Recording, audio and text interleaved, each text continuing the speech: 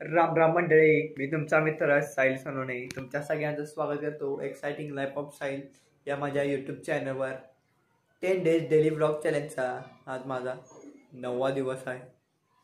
चला तर पाहूया आज काय नवीन होते। मित्रांनो, रोज ब्लॉग बघताय ना, काय तुम्ही कमेंट करत नाही, लाईक करा, शेअर करा आणि सबस्क्राईब करायला विसरू नका मित्रांनो। चला पाहूया आजचा ब्लॉग।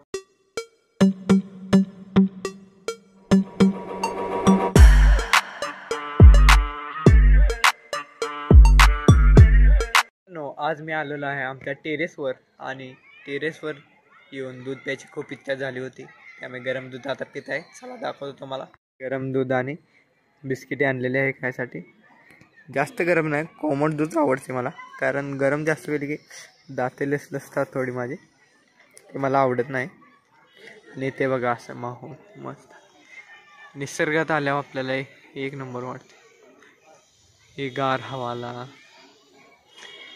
गार वारेला मस्तपैकी एन्जॉय करत आपण निसर्गात राहायचे।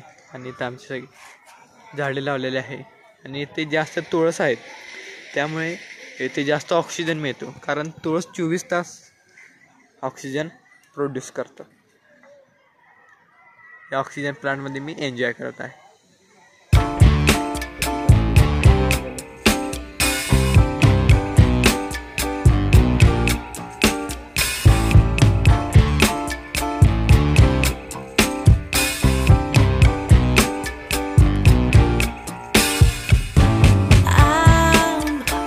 गरम दुधाचा एकदम आस्वाद घेत एन्जॉय करत आहे, कारण आपण निसर्गात जास्त राहायचे।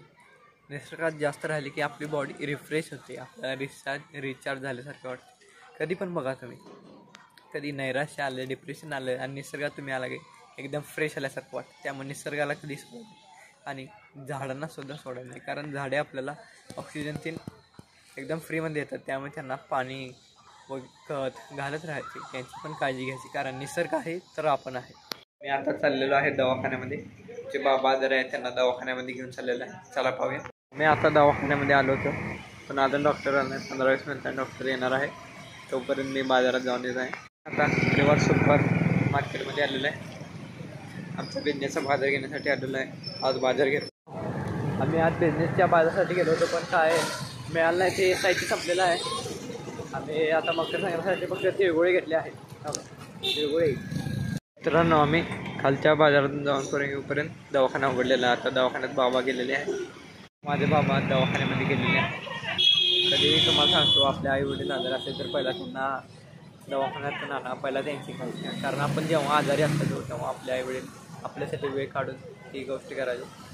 आई वडील हे आपले गुरुप्रमाणे आहे, ईश्वरप्रमाणे आहे, ईश्वराचे ते रूप आहे, त्यांची काळजी घ्यायची आणि सेवा करत राहायची। आता मी बाबांना लिहून दिलेले औषध घेण्यासाठी आलेले आहे। बाबा गेलेले आहे जेनरिक मेडिकलमध्ये। मित्रांनो, मी आता माझ्या मित्राच्या बाजारमध्ये आलेलो आहे, बिरदेव सुपर बाजारमध्ये। इथे मिळते का बघूया माझ्या बिझनेसचा बाजार। आता बाजारमध्ये गेलो, तिथे सगळा बाजार मिळाला। चला आता घरी जाऊया। मित्रांनो, कसा वाटला तुम्हाला आजचा ब्लॉग? आवडला ना? लाईक करा, शेअर करा आणि सबस्क्राईब करायला विसरू नका। रोज डेली ब्लॉग संध्याकाळी 8 वाजता पाहत राहा। धन्यवाद।